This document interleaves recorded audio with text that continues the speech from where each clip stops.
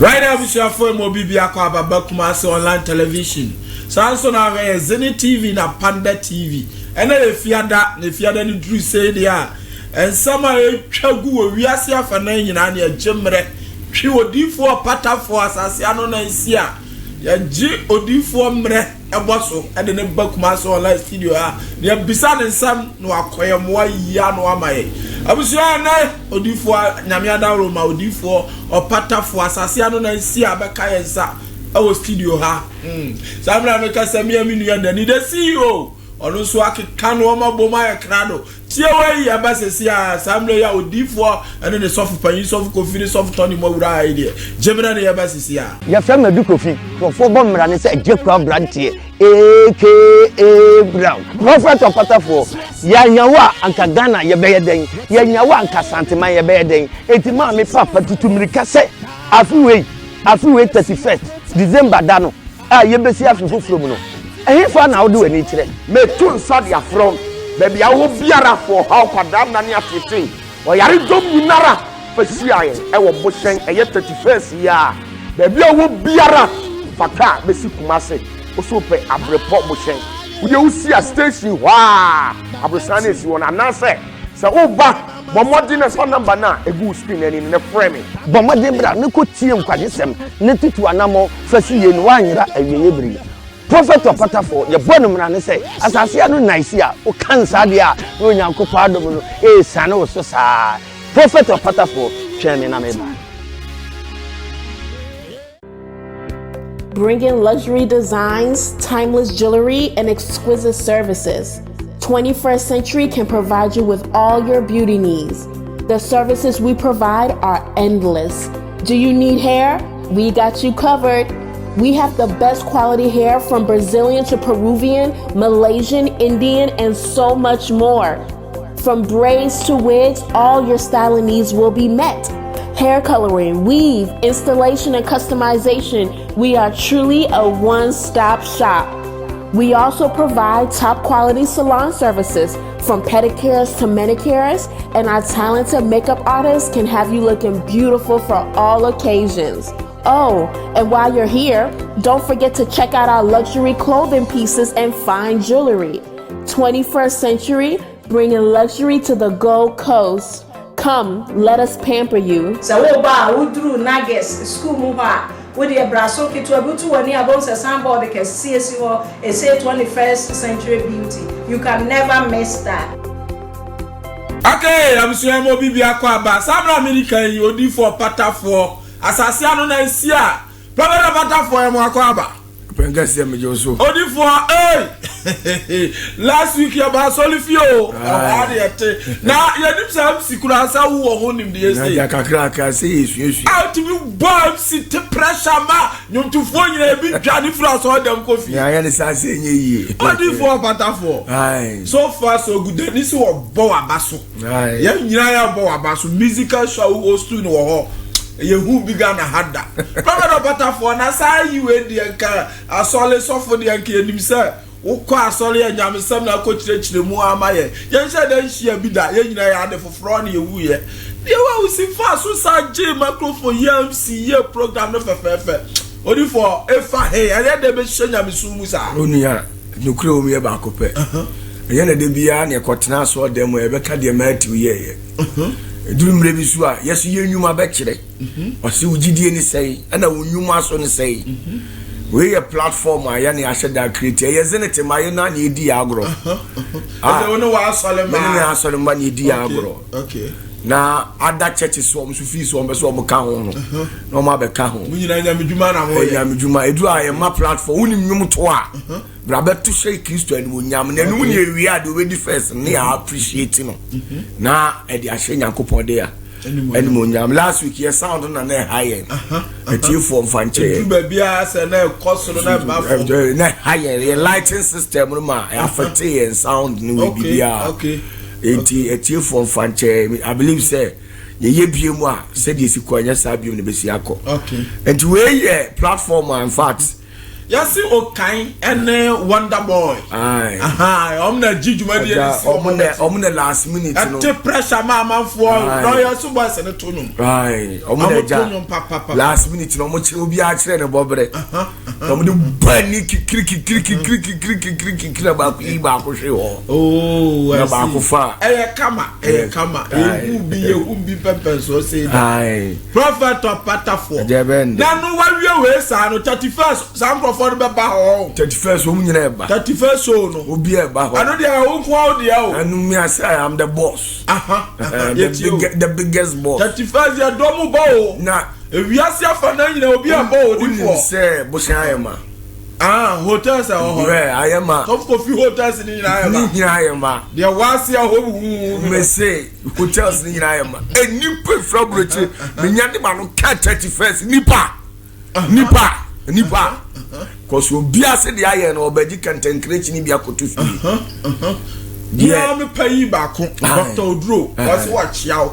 Was it 1 year 31st or Baba could have read here with Jinam the day and what can you be a man as on tape? Not yet, your owners of my mayor Chiobia, Chiano, a church will be via Enti Obiani Abre because they are say Dominia. And yet now down here to same view. Obiani Abre, Obiani, Pobia per Christo and Munyama day. Enti Nyame ya duma 31st. Bwa ona brebi. Baba bompaye 31st. Ba bompaye kese wo kremu. Enti bomode na brebi na ba bompaye mi na believe say Yesu ti ase de obaji mi no mienu. Nyame hiro bia. Right now we see for Prophet Patafo our that Zenith of Heavens ministry. Odifo kese na Martin nka no edru fi ada say dia. Ya jimro ne ayere no pampe ye we studio ha. Na Prophet Patafo mo akọ ba bi. Eja meje oso. And then some no doso na de ya do too far ko Zimbabwe, Woodland. Okay. Assembly si wo ha GSM. Yanti bi pani sam da. Okay. Na base ya wo a wunum sunsun mu no o ma no. Wo dey frɛ. Okay. Prophet of Patafo panyin bi wo Zimbabwe. Wo di Leo Kanyimu. Okay. Na assembly a atono no. Odifo ji so okoyamwa ye hu bi da yanti bi pani sam da. Okay. Papa yi say one na yere ne ma na wo ho. Okay. Na ne baba ku behave bi say ahomboni bi woni mu no. Okay. Papa ya wonya solution ko me kra ka me say nko ada no woni hwekuma say online na yemfa no ma 31st. Okay. Na last week na papa say wo bompa ya wo ha na aso call trans kakra. Obehu say tumi bi abewura ne mu a tumi ne ba ne mu no anche na ya man weapon to say kuma o. Ana odi atwi ha na yere ne ma kuma mo twitwa mo a papa no tumi bi abehye ne mo no obi antimi nyina na nimo o. Okay. Ano na watimi apia freedom apaja ne baba ko a watwitwa no de abetira botene atia mu sa ba mamra medru ba bi no kromu ni nyina aya this is a reinforcement aya fro soldier for akuku damo makumaku dumienu ene yetimi ko gange man down bonu trio sa na water form ya yire ne ko prison man na jam ko owu ana yanti ase so di for Patafo we no eye de atumi na timi be wura papa ni mu man ye bibi say to the sense say yentimi nkoa no yentimi chiro ji say ya crash soldiers form mu from military camp and back san yetimi abo papa ya to form ye kotie de ye enti kro yes and we say ja hokko Prophet Patafo asem we yenti bi mpani sam the we nya na asem we asem asiwo Zimbabwe just last week yenti bi mpani sam da Prophet Patafo sunsumu sam so de the whole year said de wo hene na no Prophet Patafo bibi say timi sisa ma ne yes ah me da se bebre ombenya ne picture na nko fanto so ma ye na minim dani papa ya mboni di Leo ubenya Leo picture fato so maye na asema ye ka no ye asema asi papa nye anasisem bia na ye ka odifo odi akoso Leo picture na da TV no so no when I command the kutanu no asema asi no anya asema ye didi agro Prophet Patafo ni fo yin na wo he no Apostolic Faith Ministry also na osomo apostolic asolika krakanya da yin kan ya asolibi Tetia Solid Apostolic Faith Ministry ministry we dey no ma me fa na south on edin no as a difa kakrabat em repa me pe full name no by Apostolic Church emu no wa bibi say ato no prophet Abatafo asem na ehu aboto sam ni enti bi mpani sam kuma humoja na kwabra ne oyini bia so abibi say timi awura na mana di awu ente say odi for bitie na aboto yo me da obi bia ase we ohwe na o so the early 30s ana chesa asem we 30 years atimia atono prophet Abatafo ayabutu o you see we Rebecca say it's a shameful propensity and heinous practice. It's a shameful propensity and heinous practice.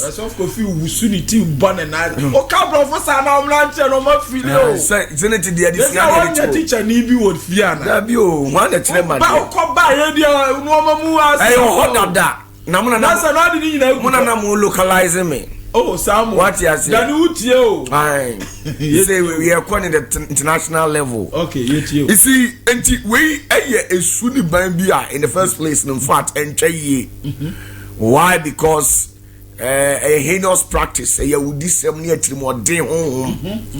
Now, when I am Namakai Assemble, trust some the kind, or say, eni esumu tumidie etimode honhom ayemfo ye ni hu omo ena edi asie enti ekobasa me bibi se ya na nyem nwanwa ni nwanwa anyem ni se ye wo case study e o bible ni mu a di asunsun yes school man o yiri nyina yes obusu ase yes you see there be I am a kasa same way even in the medical world and I say health world no obu asem bi omo kan say if the symptoms persist for more than 3 days consult your doctor or your physician ebi awusi uti ya oya akopa duro bi anom ti paya duro onim se beko 3 days and that's your ya I say ko physician or and I say medical doctor or expert no one day or hell.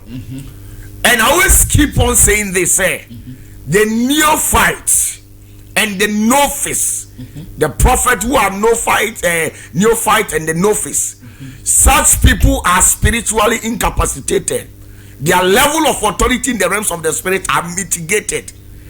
Omusa. The bad rank now. Omusa.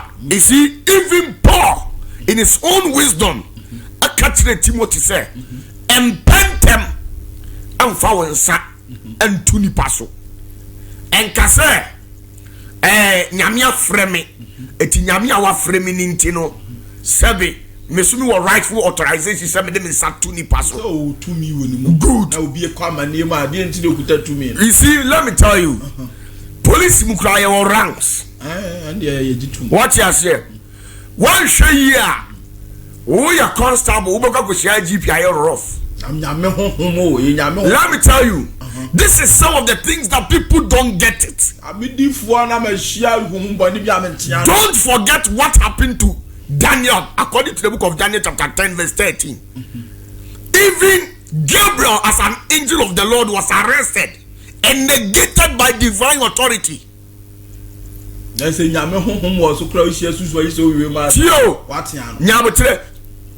Angel Gabriel po ahomone chene den kotu afiase 3 weeks 21 days now 3 years what you say na ye this ahoden ye spiritually incapacitated yensa nipa we yan flesh we no be ya then you combat with demons of a higher frequency principalities of my being better than yetimi no man DSA. Enti yes say ansi wo omu grow atipen. Okay. What you say? Why? Because a satanic angel more powerful than Gabriel and what me chain or didn't go to a fiasa. Sometimes here me tanka say places like park so school them. It is very dangerous when you go there to fellowship with people. Yes. Do you know why? Yes. What do you for Patafo? Men am come chiro. Ya bumpire or park so yet. Mammy can correct chiro. Demon so yet. Mammy can correct chiro. With you. Most of some schools now who know Ghana any parts now who know ebi mu ye wizard witches covens and calls baby abaidom and kabrititiye wiye to me or say ye to me esianado eti nipa na wo kon ho say what fellowship e park so me ko bompa no. How well do you know the person spiritually? I say yes, maybe a benuni abasa bishi.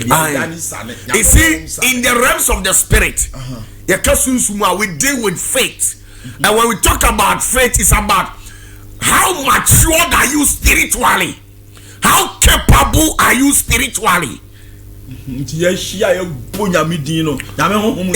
these are some of the things that did happen to some of the apostles. Yes. Yan shad ye bi the Bible Ephesians 6:12 what say Ephesians 6:12 or say Tio, for we wrestle not against flesh and blood. The actors, the principalities and power. This in the Greek form because we are from Cosmogratos. And ahomonia e was so Tio, ahomoni ya group one into four. Ya wo atlas for Cosmogratos, pneumatica penolias and exosia and exosiasis. Sa whom way can makumako kanwa and no na no manyo one. If we say nyani moja and honam yenam physically ye tu sa honamani yenam ho. But a human goes spiritually to us. And then you dear ya. Nembom, Tia what and pay near home. And to me, dear, you need to me dear home. You were a summa tumfua, a bimia satanic sorceress, necromantic spirit, a binimo, and some afraid to me are emitted to pack through any school them. Any ahomonia free through home to go ye. You know me DSC. And as a no fight, and as a novice, you are spiritually incapacitated. You are level in the realms of the spirit is highly mitigated. Okay. Ya tu supposed nya kese. Entina say metiwase a saa sofo saa na wa hia dom e wa e park so na school fie saa no. Before be a nyame de ne beba no munye du sa. Se ne bunye du a, mo am park ni so nyina mo benya problem. Oh, okay. Mo am call school dem one pipe ni nyina mo pro. So be na timi frɛ high. Let me tell you, in the field of Nyankopɔn adwuma no, I the ministry na nkasa ye wo mu na, we say me soft me evangelist. The most dangerous one in the field of the deliverance ministry. Deliverance ministry and very dangerous. Why? Because when you are home and okay. We are know about prophetic ministry. And the prophetic ministry, you know, and very dangerous. What you say? It is our papa and the actual spirit, you know. Ana abawura ni mu no de na ha ne ba no ana akowura papa ni mu na brantie yi mu ana wadi abusua ne demo a ono susu agya asase ne ho ye dey ekono na se na asole mpanfo no ana ne sofo no mo hu ana enu na me tire o se enye hu na o ba hu okay you see minimum apostolic faith mission for yes apostolic faith mission for now here lies the case obi our this mentality asofo abanyina nka no correct ene yes adifu nka no correct tie ni o usa okukua mu na obompa ya nyambetiu but you see the most dangerous thing ever is to wage war against your enemies without knowing the weak points of your enemy. Okay. Sir, who to sa e wo kumu e watamfo so abra woni mi center odi be di sun kunim. And say o konko. And no say o konko. This very act happened to Idi Amin. Ne time o waging war against Tanzania. onim the military for no weak points obu defeat no okay enti going into fasting without a spiritual direction from a seer or a senior minister of God and yet it's how talk why the ma wa kwankyere so who Christo ni mapa utimika say na dey me am ko 3 days bi who got 3 days listen to sugu nyame so won say let me tell you who got 3 days in what essence in what respect person me den every different who ya den ko ageme ba o say one e twawura de anim no de onya hoden foforo no tuti sabo okode enu ko twanya me anim de agem wosra but going to break or deliver somebody who is demonically obsessed or possessed is waging war against the dark kingdom. Yes, waging war against the dark kingdom. You say who akwantre free sloba. Now, you see me no mistake. Me vampire rough. Sir. Me vampire on conditions when instructions and directions have been given to me. Into umpire bi abebo bi nyame. Yes. Me wada. Di for patafo. Obi ti me captain ticket from bro ba me tiri hwe ni di mo me no asako. Ade tia because nyame kan tell me say me you tie tro say me pre me ho je. Na wa ba wo di mu. Wa ba mi di mu na ye fie di nyame di ni agina ha. Enti obi adon sa be ka bi agi say ja nka. O me feel that agi ni pa bebre. Me ma patafo me say. Hey, sa. Na tira nko me kojo. Why na sa me den? E yo so agya nyankopon e na hwe me den. Na me kojo without on any notice na me incur the wrath of God. Me na me jam ho. For there na. O say, aba for there oba. Oba for there it doesn't mandate me or authoritate me by force. Menjo. Yes. Oba for there ma o nyame ni pa no chese by force won you. And for the throne of Bible, any Bible na ti kompo. Awa ba bua nyame juma. Wo bua nyame juma na nkyere se nyame nyew. Okay. It's according to the will and jurisdiction of nyame. And also adon sa be kan bia na agya na. Agya si we gye no. Deliver no. Yini free sumwe mu. Yini free. Yes. Into what do pay ya be dey. Na wo di wo pay ya it say we military. Na commander mouth orders. Na wa wakọ krobi mu akotie si onu abu wo no. Asamba you face it on your own. Sana nyame hihye ne. Sani nyame tie. Do sufo wo die bibia ji se agya na ma. Nyame ka tell me me feel that. Ai prophet patafo. Yes. Etio. Eh asemo. What else me ti picture for? First abeye nyame nka obi asfa mo mpa ma. Me. Why na me go mpa ya man? Me yes. Me padu do asa na wo say me deliverance o. Onye deliverance. Obo ma asofofo e bae. Instructions e urade ka tell me say enwosra we na faka nipa no wan kase koye deliverance. Why na we deliverance minister Ghana a tell me?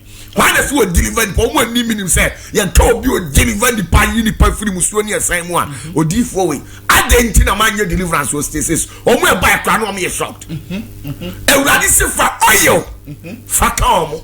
Ne dad ya kan mame wo so say me de ho ya kan ma trinity na gina me say deliver no ye hwehwe animu de ne besi so one tie nyame ne sankrofo na omo say ye de no kafra o ye twete kitaba ifo ho do ne ya ba na ya betro do for program ke say no ye sakra fa mpre mo ma so o say ya na e see me nsa na me de be kan no emfa hwe ma okay.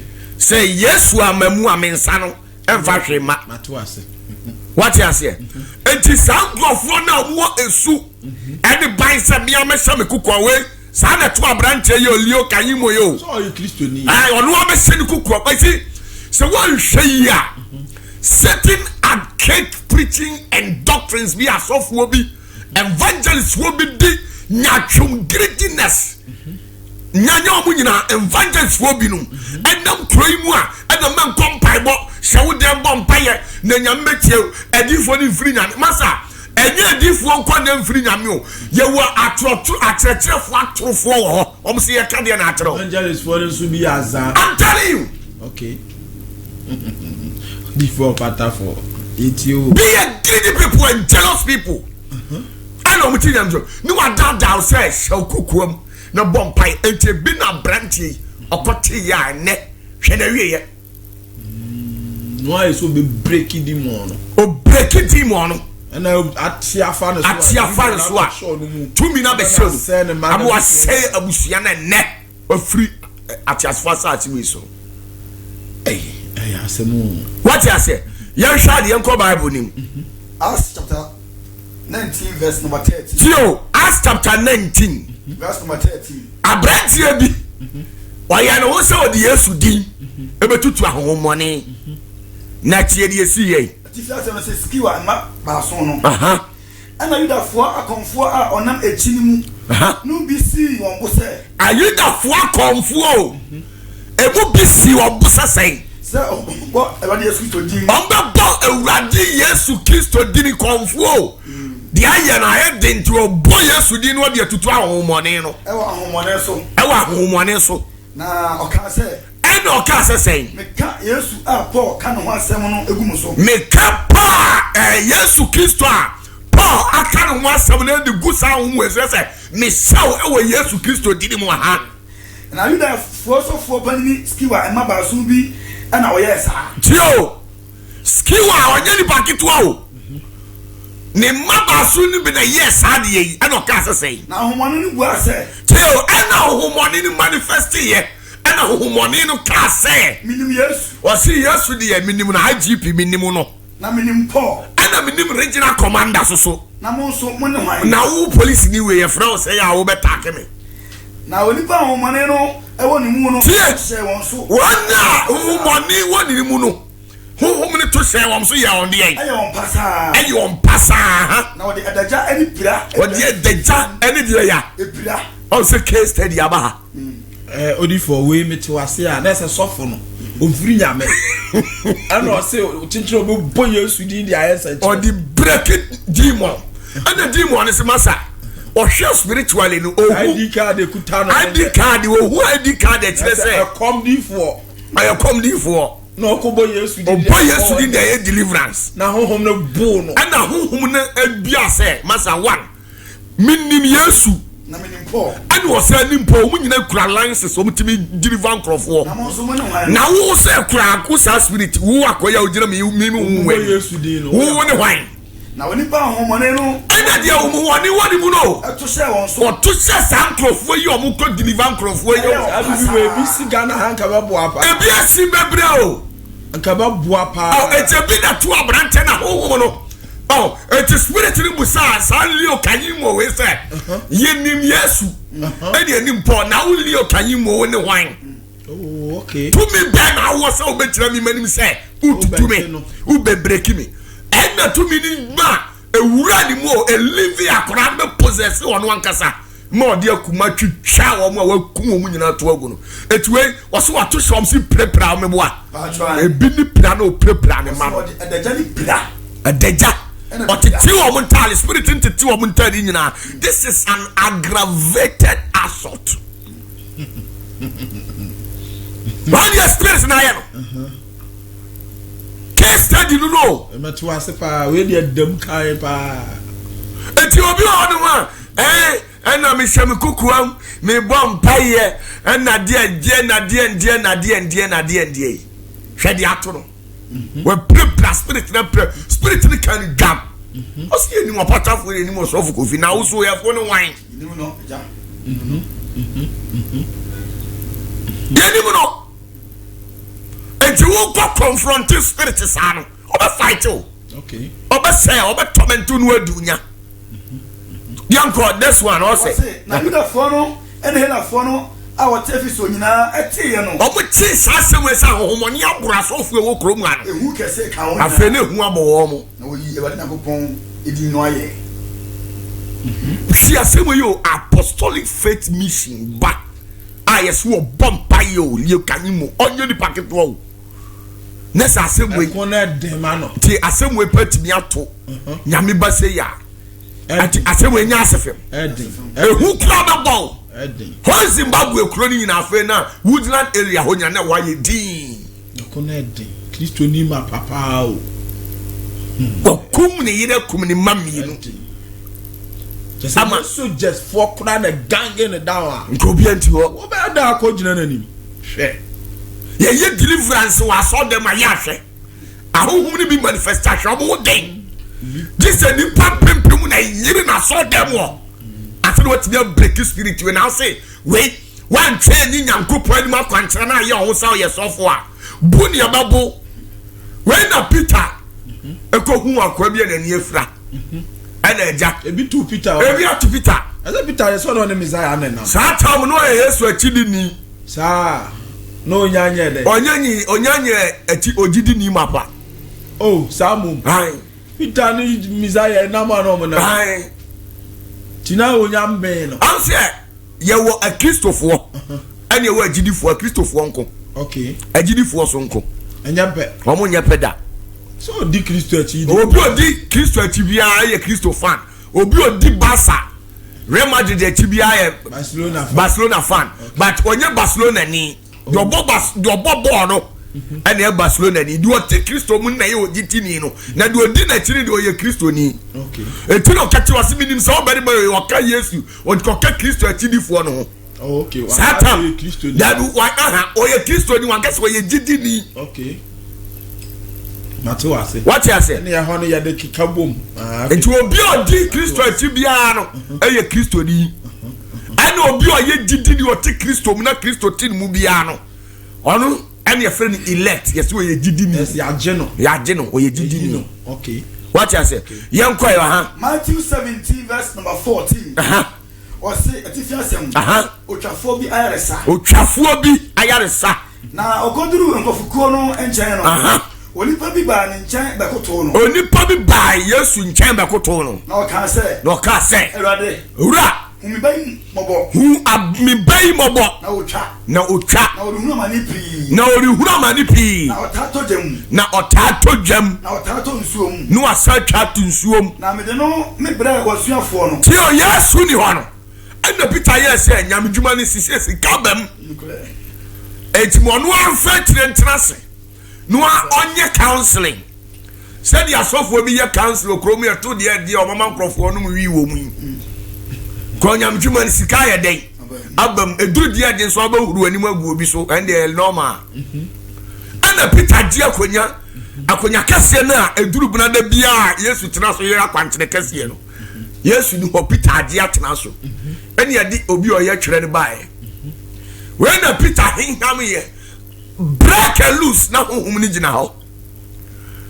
O show spirit di wanya fast na wakọ na odini nan asi akọ na ti wa krim na hwe na akọ na sorry engrofo mi dia mi hu ni bi no what shot no wa fast oh yes was sipet when zi akọ na twere wa so na ma abo kim na akọ na sorry apropro na Peter hwe no no ho na we say go Steven asumania akọ wa no so ode the aya no say woman ya ginisika etia ja down nye akwa no emfanto Yesu ba ne de na ma abeye se adwuma no abeye se adwuma ne mum sika na ya de hwe ne wankase ya gi sika wo tio o se na me de ne bra wasuafo no nanso wantu ya sare yade nanso Peter ntimi ansa yale no esenka heart of coffee mo odi aba omontimi to no toni ne se soft coffee de sise ko no ye gidi ni onu Peter no ye Kristo ni o yes a fancy deni Papa mi ni wana deni ati asole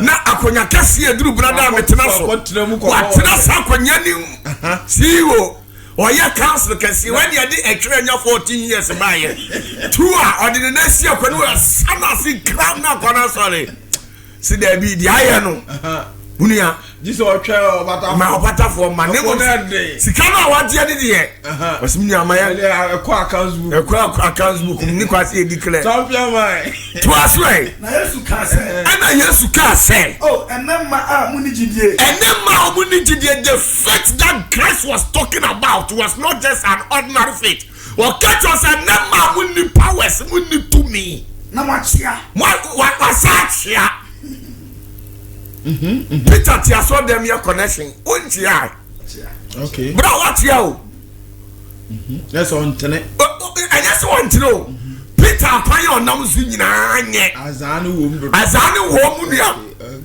enku bia wa ya microphone titita fro wa so dem wo no enye nku kitwa o odi for patafo obedru fiada say aduru ko ah wa say enku ni ti baye o so ti baye se Peter fa ho Galilee ase on what school ha no na baye ni ya enye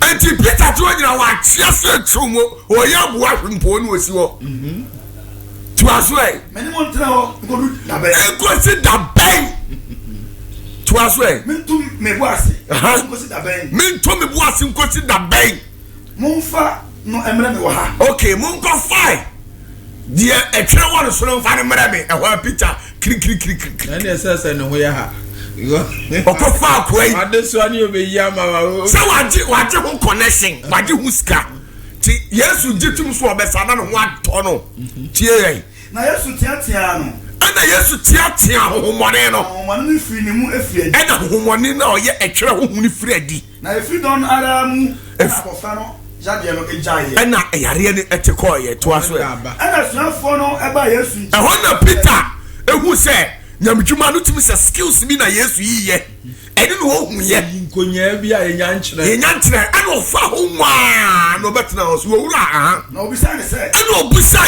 Yesu se adentina ye de yantum no adentina ya pa edi wachi ya brosko to bompa ye dimo yanko na wase won se ana Yesu ka se efri se mujidie so utumi ne kura no uye neophyte uye novice. You are spiritually incapacitated. You are not capable spiritually.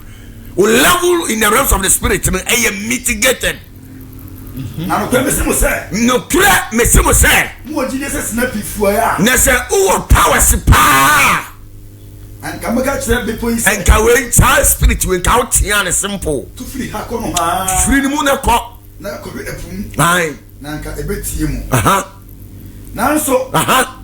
Tio Yesu say sa etwere bia ya na nya 14 years no na de ban sa etwere nya papa dani afe enya obia ordinary bia afe o na ye hwan entumi ntu o minia jese empaibo okay jese empaibo ni akonti na dia 45 ho be 40 days ansana otumi abrosko to ayi na firi twere ni mu okay na nyesa o fa nchen ba bi na ayo 1 or 2 bi atena sunsun akonya asofo bi a akonya Moses tena so na o tena so na no pe dia ya cancel jeni na ye dumi no sunsun akonya na ne na ye dumi na Moses tena so no enu na asofo se no pe o tena so na o dia ya cancel afa demon ni be gina o be dead wetimi break e bi na hatulio no to aso e yenko next one. Next one, Mark 9. Verse number 14. Ni friend bi susu o tie o msa ye connection bi sa kwaji ni friend bi sika. Hey Peter Corona. Yeah. To aso e. What say? Na oduro asuafo no nchen no. Oduro asuafo no nchen no. Unkofo pi won ho. Ado bu hu nkofo bebre twa asuafo no. Peter so Yesu ni ho anu agye ne mrense because be Yesu. Ti Yesu ni ho a. Yesu ni ho anu asada hey. Gami Yesu simu da dambo mfiri wo so. Yesu ni ho anu so ye counsel. Won the hetine. Ana ye Peter gada nu mo asane. De besi wo krom agye so mu jare. Ana dom na betwa Peter ho asia. Any atwerɛfoɔ no sɛ wɔne no ɛrusɛbisa wɔn. Wote ɛna asɔfoɔ mpanyinfoɔ no nyinaa ba ha bɛhwɛ deɛ Peter bɛyɛ ne that day.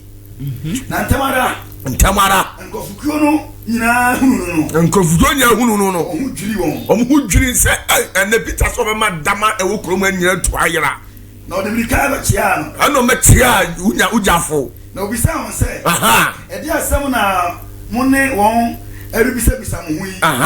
Na nkɔfukuo no mu baako bua sɛ kyerɛkyerɛfoɔ mbabarima a wɔn ahomɔne brɛ wote ɛhɔ na Yesu bisa sɛ Peter ɛdeɛ na mini hɔ de bi a mɛba ne wɔkreti tension ama nipa bebrebe wɔ ha yi ɛhɔ na wɔn mu agyina hɔ no bɛn sɛ owura Yesu megye mia meba minim sɛ n'ani afura 42 years ni papa nkankyɛ bia o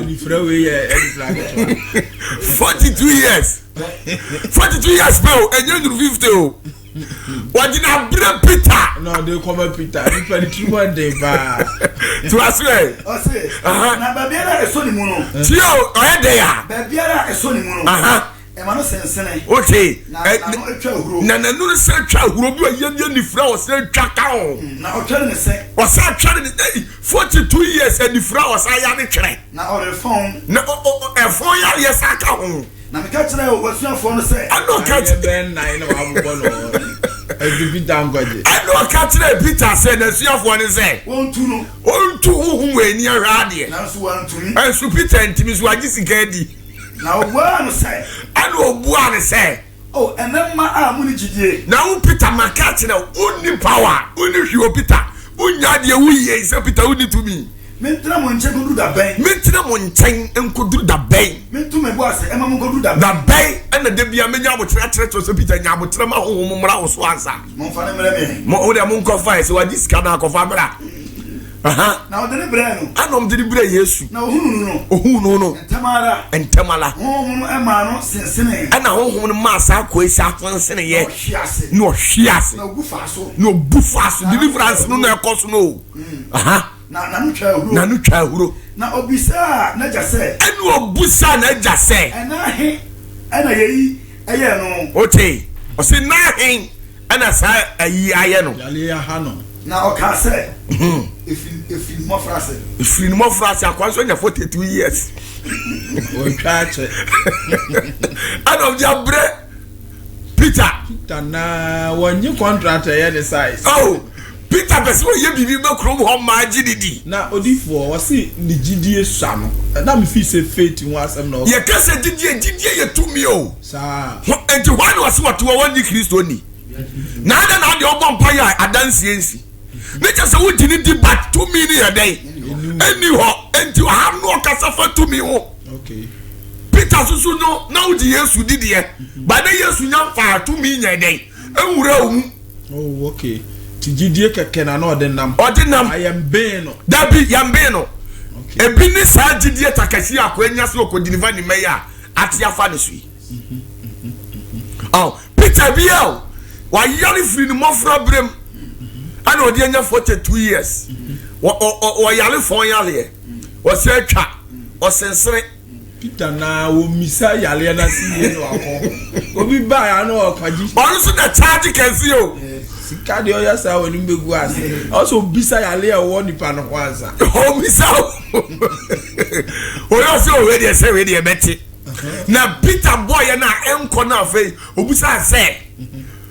Masa obey wa yare se o so free mo frase na Peter na who say nipa akra na tikuro mo ho. Ani ti wan kan sem say. Ni nyina aka obi na je say. Free mo frase. Oh, tie de Yesu kan. Okay. Na etake no to ojam ene ensuo mo kuno. Tu ati ase. Na se obetumi aye ho biribi a. Aha. Nyem mobo na bo aye. Aha. Na Yesu say no say. Aha. Wo say obetumi a. Aha. Eno mo nyina betumi aye ho amade ogidie. Ote. Obo ka kire say waka gidie ba ko so ha. Too good. Wait, gidie na o ka no. E different from Peter there. Peter, awenu yes say who believe e what nneoma oya. Opatafo ministry no say if you believe in the Opatafo ministry and wasra na one so no whether who ba bia akura ti peye adwuma de ma. Okay. Ujini di said the oye no. Yes. Free nyame kwa. Yes. Usu di mu adanse. Usu timi di mu adanse. Okay. Saa na we ni kwa ye to ka tere papa no. Eti papa no so tie question. Se papa ni nim say Yesu ataje di Peter ataje. Adi hu sika wie. Peter susu ne bo dawuro ma kromo mpefo se ne edam e bedwane wo kuro mu no ene dam ketewa Peter so te ho na fe odun so tete o metete of Jakes gani ye de wan kofre chama wan fre ye tamai why so bonus show say o see Yesu echi na kama na man fans. Okay.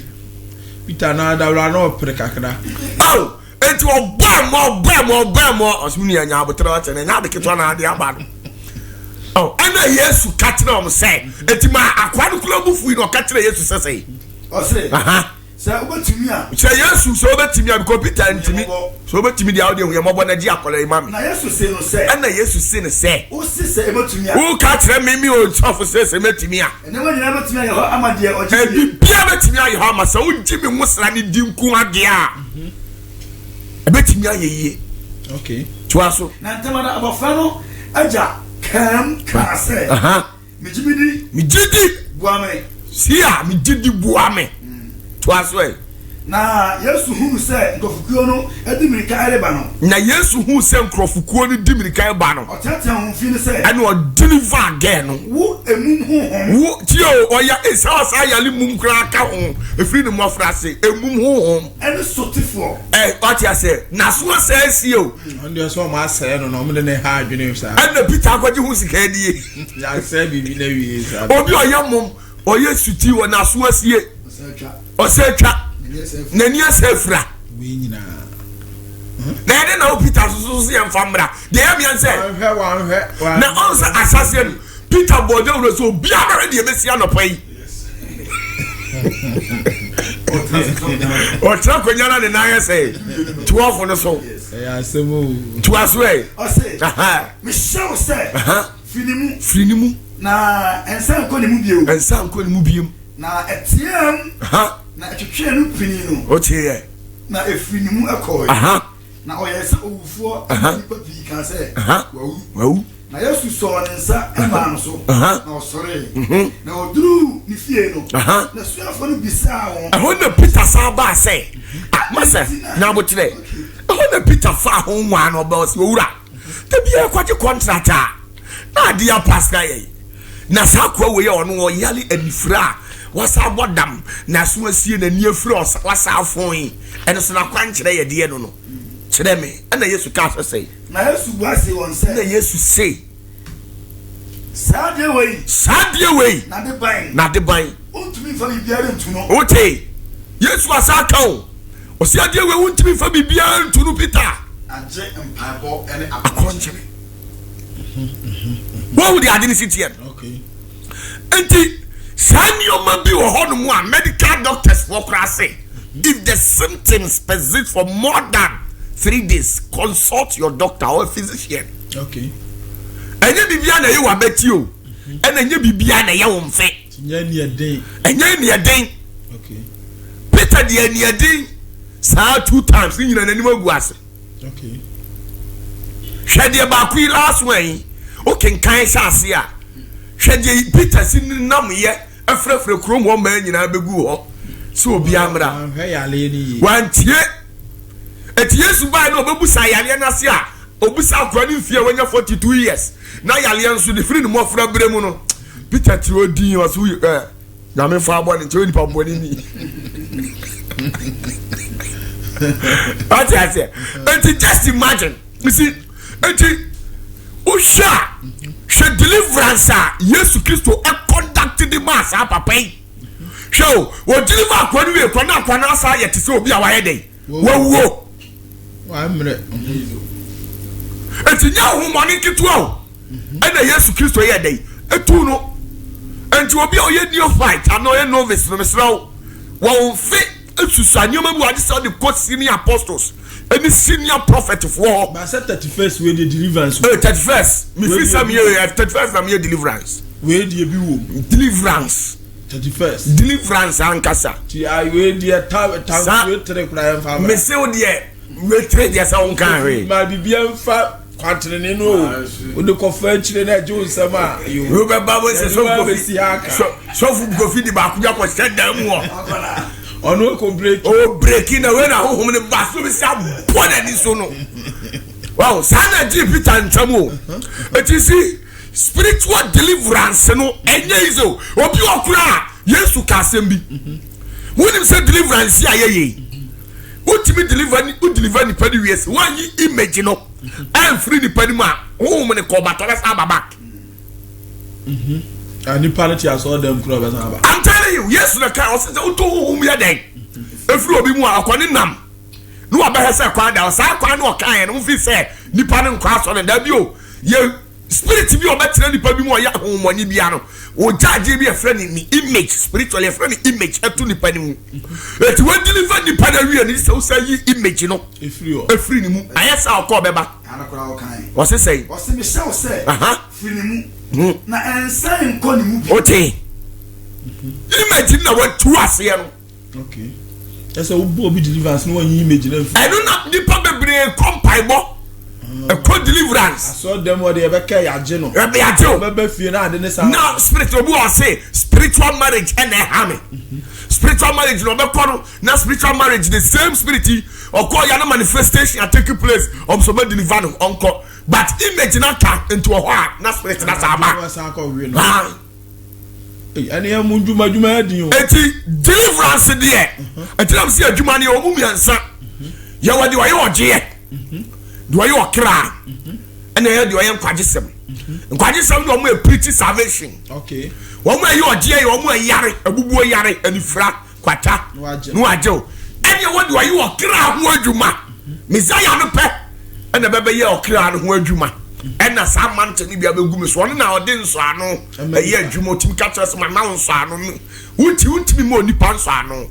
Yes. Where there won why ya wo anke ente sa. Yes. I am Messiah no pe and a man so ano. It's a Messiah no man to new so wuntimi yi. So ano ne de na say ya when you oje. Ya kasa when you oje. Untimi when you oje onyame mu. When you oje onyame mu enso ano ni bi wo se na wo beka me wo paradise. Okay, ano ne nso ano. Wa man nso ano se upompo de wo ye nyina. Masia to aguntimi nyira. Nyame ajo. Wa ajo. Oh, okay. Ano na wo utimi mabi no. Yes. Odi for pata. I'm telling you. 31st man for bebre so. Enye obi an me man nso ano. No ye there no ye obi bia o se ye ana. Utie me say eye deliverance ministry. Ena adanebo. So ano count. Enu dia enso ano ne dia se wo ye adwuma nkontru baabi. Na ofi say we wo se fata wo friend ni tena jana yinim. Okay. To omo mbaba utie ye na ejane ka to say we fan so ano. I know say the team ni mo ma say say the obi di say abo mo ma so spiritually. Okay. Tumosu mutimi ji. Now the ejani din now the abot ni mo maso eno ano no wa wie. Mutimi nyira da. On nyira da. 1000 years obetena asase so de onipa beye bi enso on nyira da. Mata o Canada wa Bagana. Enro am ko hia ne nkran. Na ba bi ono na mo kanyame asem na say I know atade asem. O si fi some ball pata for me da me na me da crop say so le ko kanyame asem ko ye say eno odi for there na man ba sa. Esa eye nwosra adwuma asasa wo ye no wonye ntisa wonya. Wa ba se opata for mfa ne santo so me de me sna to so. Me nwosra no ntimi nkotena se na go waste. Nti next there yeso wo me ye no. Ah. Eno wakosha Canada pesca wanye. Oh, okay. Enti wo ho no a angels na no ade buone so sori ko. Yes as for metro yiri de no me de ko. One number bi no say ahade. O say wo hu di aye no. Sole no won ko di nyame ho adanse a ontimi ntina ase. Ai. Sanity o. Enti omo no nwosra. Okay. E na aba no so. Enti nwosra no so no say asam na be ye de dia ye dey. Yes man man buy. Otu odi for papa yi die, Leo die. Nya bibi ehu bia. Oh na nya o ya so de anko pe ni semu ade ya. Wan pa de nsemu ode. Pa de nsemu ka okoje ne ba. Onu ase ase wo se ni pie ma bompa se de nsampakafo bi ene nam kurebu o ye enkompai bo tina afia bi fie bi Revelation 9 verse 4. Revelation 9. Verse number 4. Okay, about Revelation 9:4 no. What's no catch that one say? One cat as nura. Ana hai munubia. Ana diabia. A chinipa. Oni yakupon so anu wo mo ma. Oche, oni so anu wo mo ma so. Ntu bo say eya me ka say obo say me mu obi so anu am ye me nsase. Tu say me di tia mo ma so anu onya yeraba. Opa ye den obi ntimi nku da obi ntimi mo dua da. Okay. And so anu ne buru bibia so wo wiase. No nko so na wo ye. Komai e do na dua dis okotam ni pa me kra ndi ko fa ahwehwebu animu o. Prophet topa. Na da no ko fa ye fa na wa ye no ho awie na na na ko fa no. Oba fa no dis ko fa no e di ko fa hwebu animu atale fie ese no na bi ti say the same Moses no. Dis owuro ni nyina tugo. No asana foforo spiritually. Na ne hu fi ni sasa no afri ne hu ni watimi asa afata na ba dey hu ni ko fa pata for enti okra adwuma na form hu betimi asa ace hu betimi asa da betimi mabubu ani asori ba hu mabubu ani sori anu nche so obenya nkwade ayeje na waje no waje ne honam no yale no waje no nche so obenya nkwade da bi. Okay. Tuaso no say agye de won so no nko na o ma won kwan say won kum won na mom won ha abosum enum na won ha no te say ayina nkyere oka onipa bi na enanu no onipa ba hwe owuo to aso na orinya afewati na opese obewuo na so owuo ebetwane wati ase now you show Revelation chapter 7 no omuntin so ano na ase Revelation chapter 7 bottle ni enko yapon what say we chiri no obofo ba na a ogina asase enan no ano ati asase mfato na na no ekura asase mfama enan no na mfama ammo amfa asase ana epo ana edua bia so to aswe na me obofo foforo a okura anyakopon a otiase no nso ano ote ofiri owia apu ereba tio okura nso ano ye nyankopon nso ano no okay to aswe na odeni kase atia mu ka kire obofo ba na oma won kwan se won asase epo no se mu asase ana epo ana ewia ko se ye de aginaye besisi inakopon enko a maso ote enti ye kona ye adwuma no kona me opatafo me ye kono me duru ba bi na me fi se we o se fata na nyame kase o se fata na de asiri mu maso so go fi how Revelation say no Revelation chapter 7 verse number 1 oh jump ko verse 3 what say verse 3 Revelation 7 verse 3 verse 3 but what say